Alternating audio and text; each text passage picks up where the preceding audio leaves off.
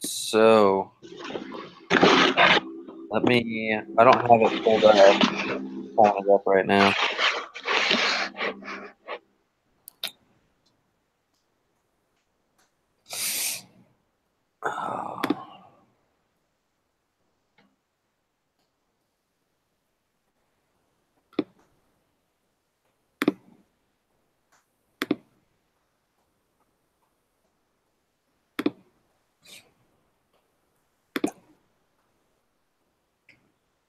So it says, let's see, group assignment. Okay. Oh, we need the group, not the assignment, but the.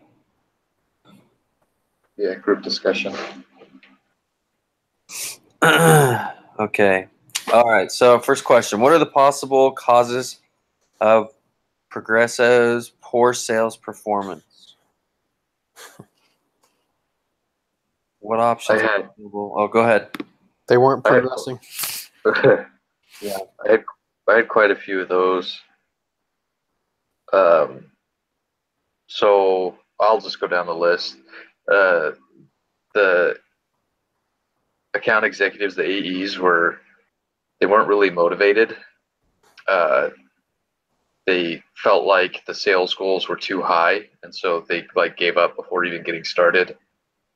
They also had competition from the Sears credit card, and so there was no kickbacks, or there was not as many kickbacks for the Sears employees to get them to sign up for the Progresso loans. And it appeared, another one was, it appeared that they had arbitrary sales goals. So when the venture capitalists asked them, or it might have been Sears, asked them for a breakdown of the numbers, like why did you choose the sales goals of X and Y, and they couldn't break down like the profitability or anything like that. So it seemed like they were really arbitrary sales goals that the AEs had to just believe, and they weren't believing them. Then there was customers didn't really understand the importance of credit. So like they would get declined at Sears and they would just walk out. Like they didn't find it valuable enough to go talk to the Progresso salespeople. So their customer base didn't really understand credit, and it made it difficult for them to sell the product. And then there was poor management experience. So almost all of the managers had been good salespeople who had been promoted, but they didn't have like any management experience. And selling and managing are two totally different skill sets, and so they had issues there. And then they also had trouble recruiting account executives. Their main a lot of the people they tried to recruit were like the cashiers and stuff, and it was making the companies that were giving them space in their business mad, and kind of pushing them away. And then in my opinion, account executive compensation was poor. They were paying them a really, really low hourly rate and then pushing commission, but the commission goals were like too high. So I think we'll kind of get into that in the discussion later, but I think that they needed to change their compensation structure. Yeah. Yeah, I guess, yeah. I mean, what you said, and you kind of explained like how they could improve their performance.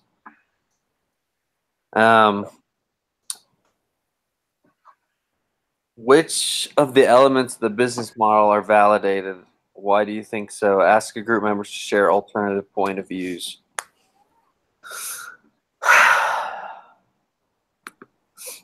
I mean, I thought their business model, like the idea and the concept behind it, helping people build credit, I thought that was really great. But then after the base model of it, it's like, where did it go from there? You know what I mean?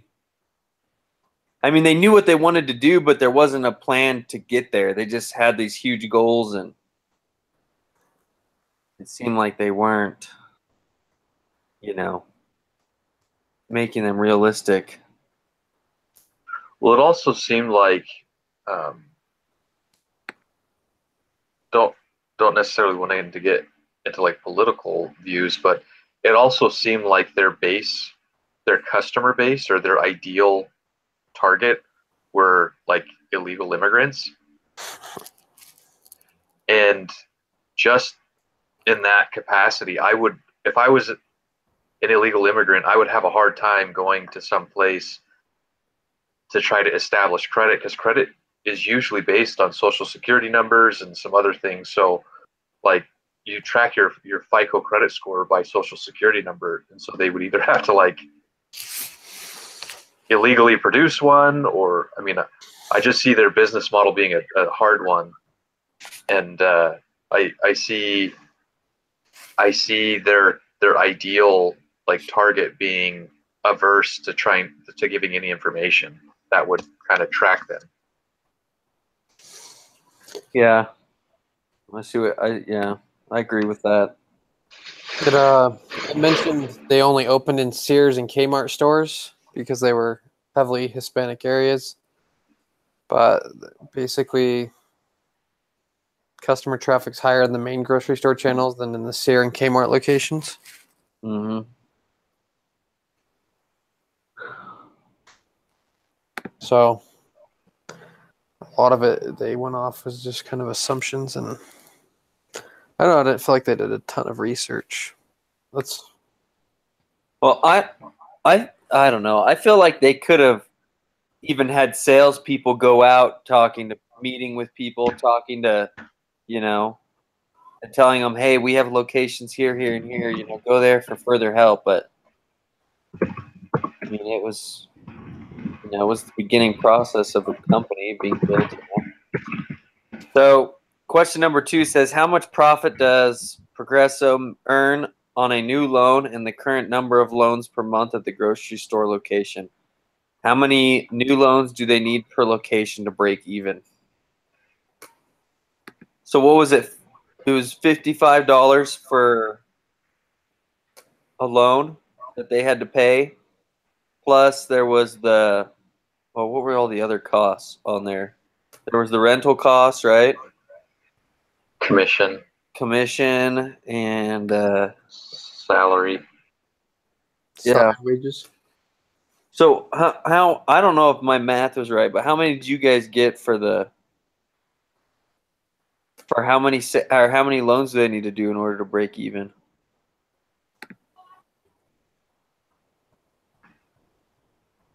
Pulling that up right now.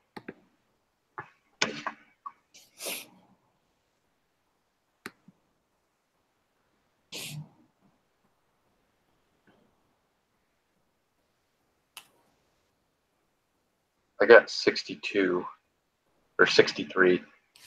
So I got 80, but I'm not. So that was part of the confusion that I had. It's because it said, so in the instructions, go back to the instructions. What is that? In the instructions, it said, assume Progresso must pay $55 in interest on the loan. Treat this interest as a cost to Progresso. But above there, it says expected value of interest and fees for a loan is $180 for a new loan, plus the expected value of a renewal loan. And so it gave the equation to do the income for a renewal loan. But I would assume that on renewals that they would also have to pay interest on the loan. So I was adding $55 for at one point, I was adding $55 for the initial loan, and then another $55 for renewal loan. That would make sense. I didn't even think of that. So when they say renewal loan, what do they mean by that? Like the person had a previous loan before and then borrowed against that loan some more, or they paid it off and they're borrowing again? I understood it to be paying it off and borrowing again. Okay, so they didn't have to like repay everything. Okay, yeah. Yeah, but I mean, Progresso's still going to have to pay interest on the money that they borrow to lend out for renewal. So this is here. I'll share my screen. Share. So when I went in and created a break-even spreadsheet, Yeah. I had variable costs. So this contribution margin doesn't matter.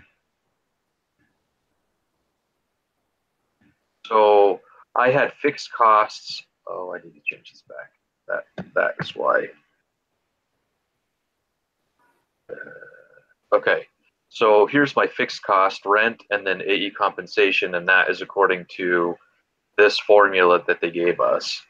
And so I have fixed costs over here, and then variable costs. These were my variable costs. Oh, why is it commission?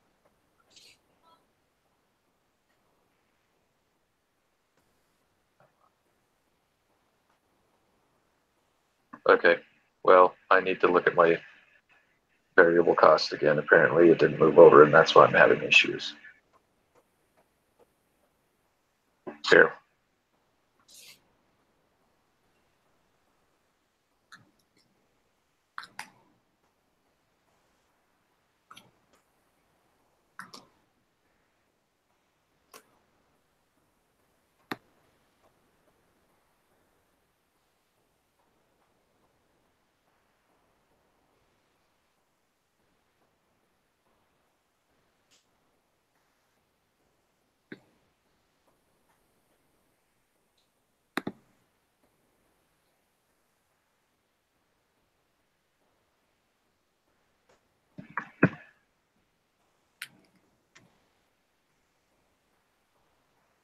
How, because they were selling how many units?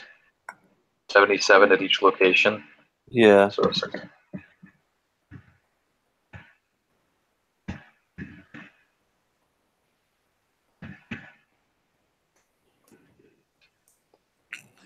$30 per. Okay, so I have a break even of 75 units, or 76 because you'd have to round up.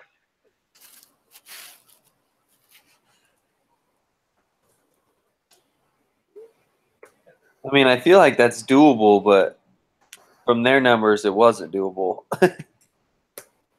Well, and that again, so it depends on whether you include, so this cost per acquisition, Yeah. this did not include the $55 for the renewal, if they had to pay the $55 in interest on the renewal.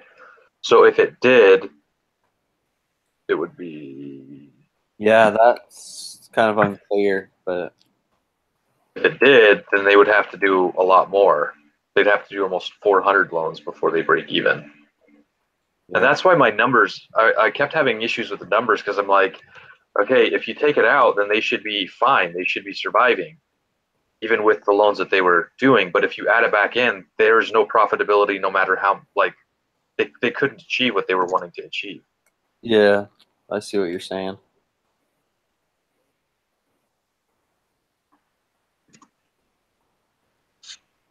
Huh.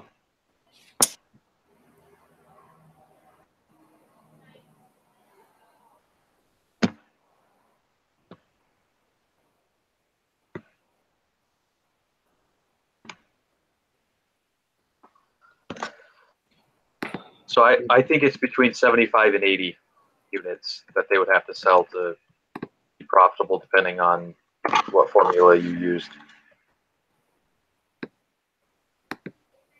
Yeah, I say we let's just roll with that. Do it.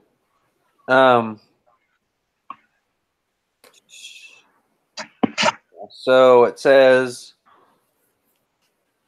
oh yeah, we talked about that. So number 4 says, once you have made your changes to your compensation plan, develop a broader action plan to include specific activities. Oh no, I skipped 3. As a group, you must change the current compensation plan to improve the number of loans made per month. So you can change the variable amount, the number of the loans needed to receive a payout, and / or fixed compensation. So if we change the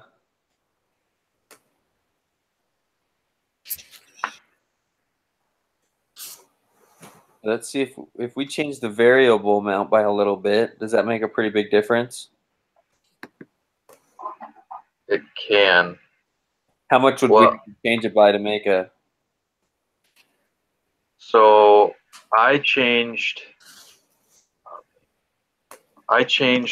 the compensation structure to show $11 per hour. So we'll go from $8 an hour to $11 per hour.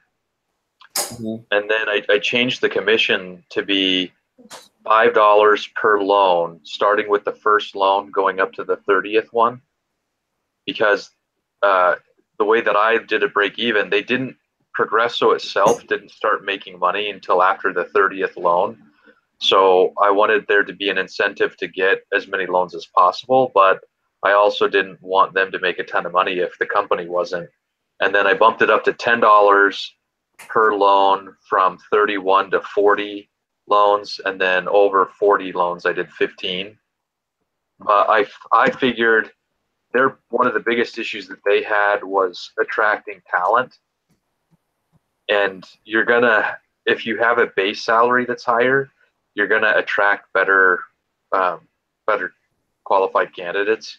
So I wanted to increase the base salary, and when I did that, I showed them making about $28 once they hit 111 loans per location. Then they made about $28 per loan.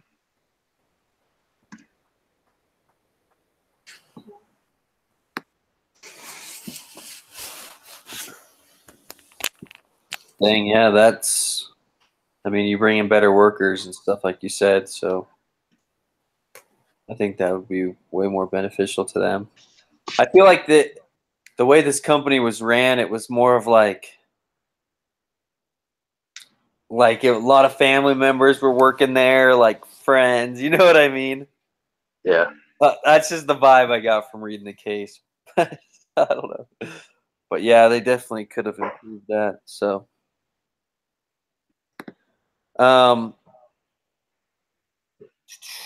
let's see. So it says once you've made your changes to the compensation plan, develop a broader action plan to include specific activities. Will you manage activities or results? Will you keep current AES? Do you expect them to stay in the new compensation plan? Where will you find the new AEs if the current ones leave?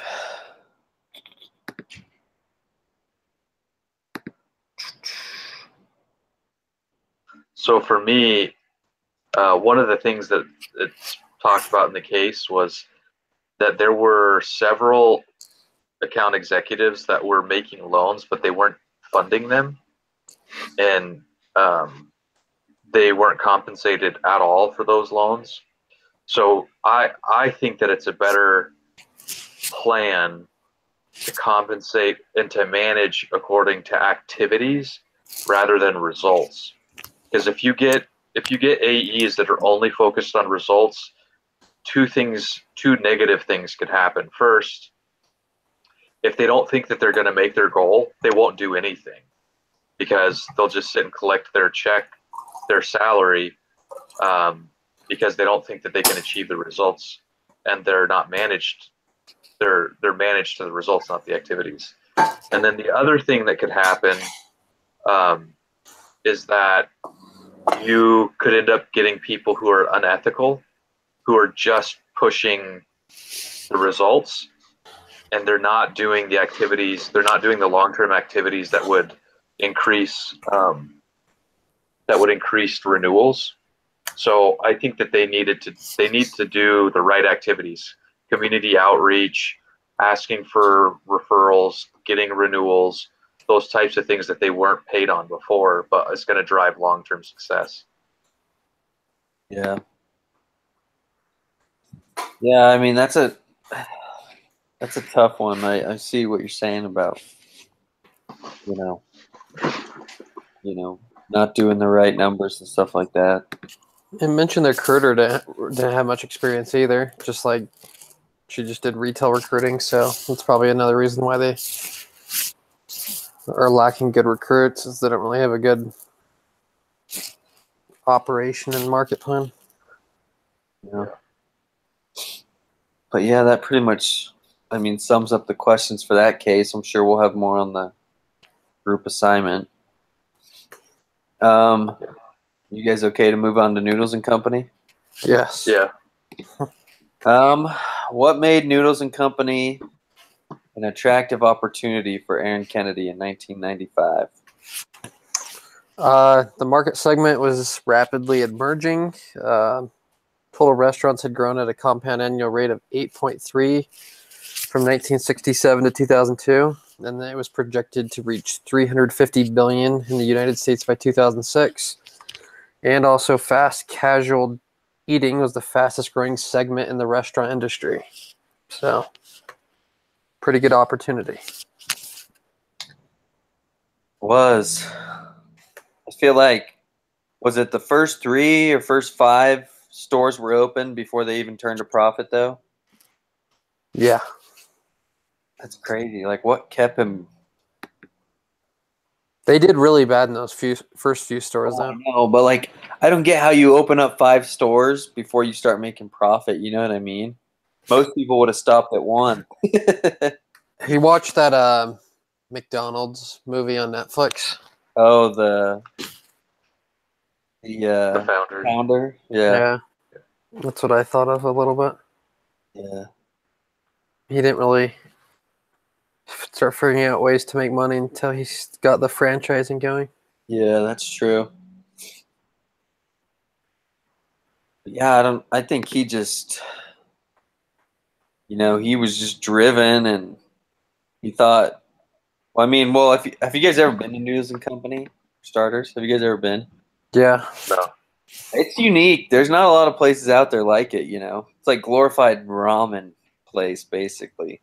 You can even get zucchini noodles now. Yeah. That's how you are. But I mean, it's like, I feel like it was so far-fetched and it was so unique that he knew it was going to work no matter what, But yeah, it's crazy. What caused the company's early struggles, and why do you think so? I know they struggled a lot with their menus and setting up the restaurants. I know that was like a big factor in the beginning for them. Yeah. And after they changed their menu up and like even just the layout of it, it improved, business quality and stuff. They attracted very little customers, and those very little customers they did attract, they had a very low retention rate. So, yeah, bad formula. I think one of their early issues was not being in the right location, because that type of business, it's all about location. Casual dining, it's not like you talk to your wife and you say, hey, let's go to, we're going to go out to eat tonight. We're going to drive all the way across town and go to Noodles and Company. Like you don't do that for that type of restaurant. So it's got to be at the location where people are already, and they just say, hey, we're hungry, let's go eat. And Yeah. I think that they had some stores that were in bad locations initially. Yeah, I totally agree with that. I mean, it is a fast food company, so it's like, you need to be convenient to people. Yep. Somehow they remove that bad public image of fast food, though. Almost like we're fresh type quality. Yeah, it was definitely a step up from fast food, but yet it was still fast, No, yeah, but it's just interesting because really it's pretty similar. It's just the perception they give off. Yeah, it really is. So what role should franchising play in the company's growth? I know it like, what were the numbers on that once they franchised? Crap.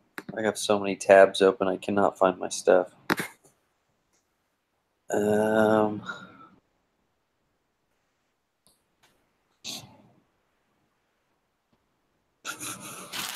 yeah, he wanted to franchise 50% of it, right? Mm-hmm. So 250 stores. 50% company owned. Yeah.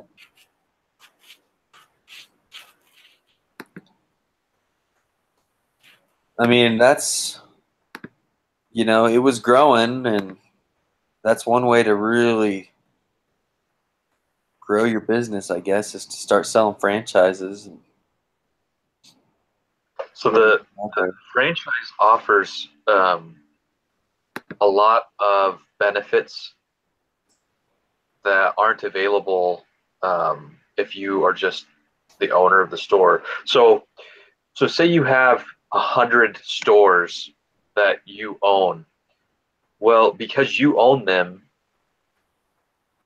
there is less incentive for like a manager who has less skin in the game than a franchisee isn't going to push as much for sales. Whereas a franchise owner or franchisee, they actually own the store that they run, and so they are incentivized to make it as good as possible. So just the kind of the dynamic of a franchise makes it more attractive, or makes it so that each store will turn bigger profits. Because if I'm a franchisee and I know the harder I work, the more money that I'm going to make, I'm going to work harder. At least typically that's how people are. Whereas like a manager of a store that somebody else owns, they say, I'm making the same salary no matter what.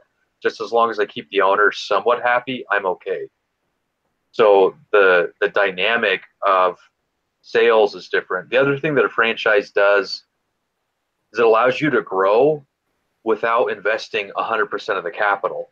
So as an owner, rather than franchising it out, if I need to get a new location going, I either have to buy the location or I have to lease it.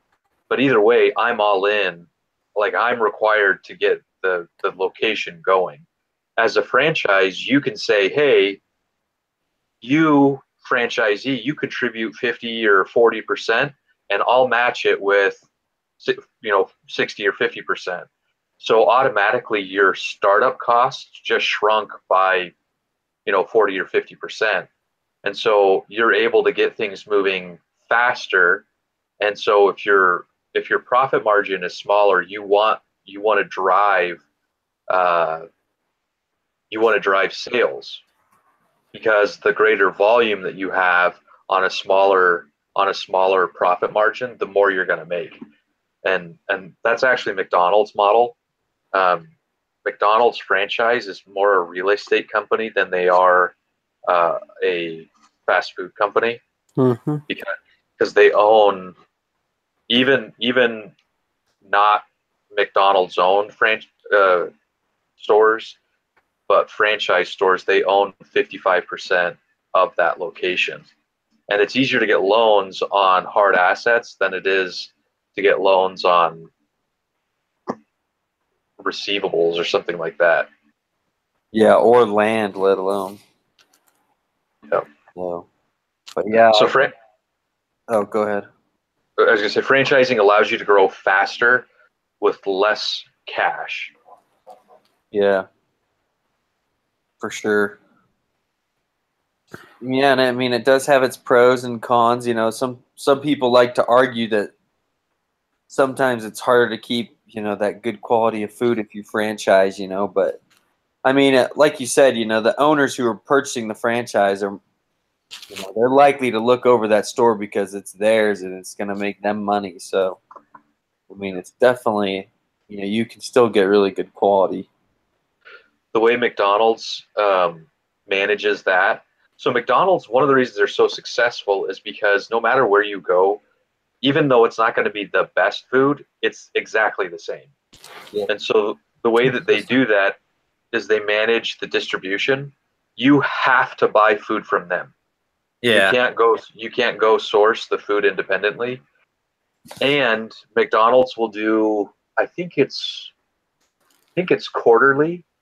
They'll do random inspections where a corporate McDonald's auditor will come and they'll look over the financials, and they'll look over the location too. They'll look for uniforms, hairnets, what the interior looks like, deferred maintenance, all those things. And if you don't pass inspection, they have the option to yank your franchise agreement. Yeah. Yeah, they do a good job of that for sure. The only thing is, the Hawaii McDonald's has Spam and rice there. I wish they would in the U.S. because I freaking love Spam. So the franchise. So McDonald's is one of my clients. So the franchises, they do have some freedom. If there was a franchise owner who wanted to do something, they could. Oh, I would for sure put Spam and rice in my McDonald's if I owned one. That was good. Let's see. We're on question. I think we're on question 4 now. What are the specific advantages and disadvantages of the franchising model from Eagles, including the financial, economic, and organizational consequences? So I guess we kind of talked about some of this, the financial and organizational consequences of it. But I mean, like you said, they would have to, do the inspections and make sure everything's up to par, Yeah, they didn't have an example of a franchise agreement in the case, did they? I don't remember seeing. No. I don't think it was in the exhibit.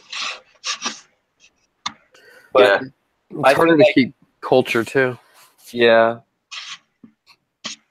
I think, if you were to start a franchise, it would be smart to go out and see what McDonald's does, see what Chick-fil-A does, because those are some super successful restaurant chains, and you can, see, well, they do their audits, they have this in their policy, this, and so, I mean, I'm sure they did some of that, but yeah, so we already talked about that. Says, note, to help inform your choice, you may find it helpful to estimate how much total profit the company will earn annually under the franchise scenario and a company-owned scenario using the following assumptions. So it says there are 58 company-owned stores at the time of the case. The company wants to reach 300 stores by 2006. Store operating margin is 80%. The case contains the remaining information you need to do this analysis. Wow.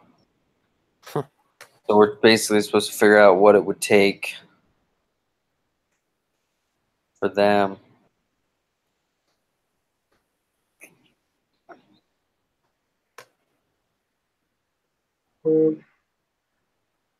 Well, let's see here. Is this in the group assignment?